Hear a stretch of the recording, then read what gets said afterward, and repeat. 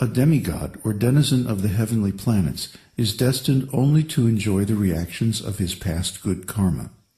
He cannot voluntarily initiate any spiritual activities.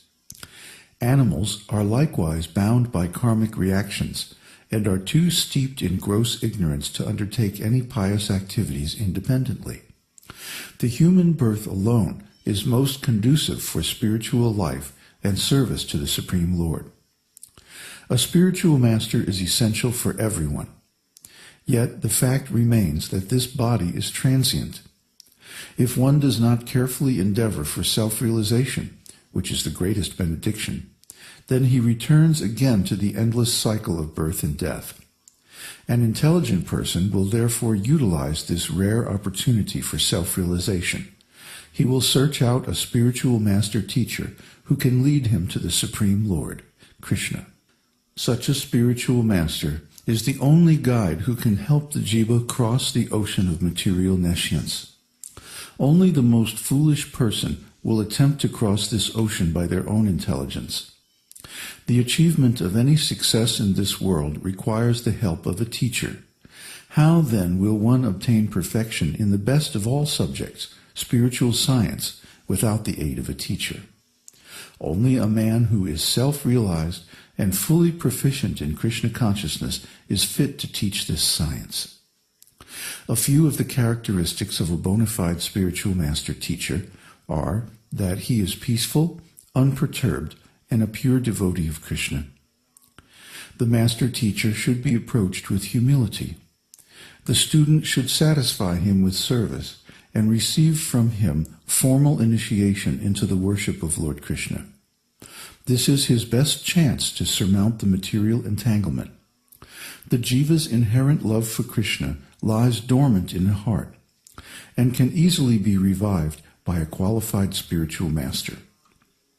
But the student can just as easily lose this chance by challenging the spiritual master through speculative debates and mischievous logic. He must evade such pitfalls, surrender to the spiritual master's instructions, and receive the proper mantra from him. As for householders, they should take shelter of a bona fide spiritual master and remain within the varnashram system.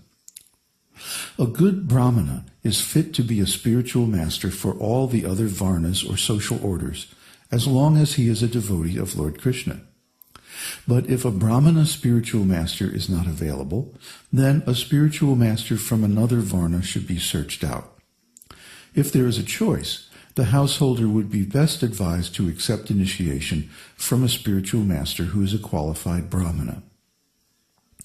But a real spiritual master is one who is conversant with the science of Krishna consciousness. A spiritual master can be from any varna or ashram, but he must be a transcendental touchstone who can fulfill the spiritual needs of people from all varnas and ashrams. He must be able to give the jiva shuddha rati, or pure attraction for Krishna.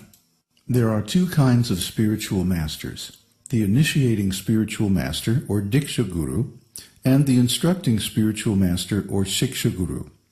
Both gurus have to be respected equally.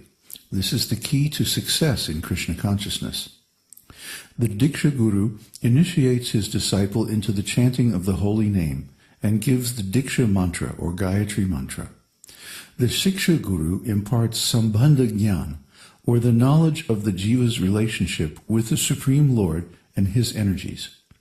The diksha guru is one, but the shiksha guru can be many. In fact, all the pure Vaishnava devotees who benedict the world by distributing the holy name are shiksha gurus.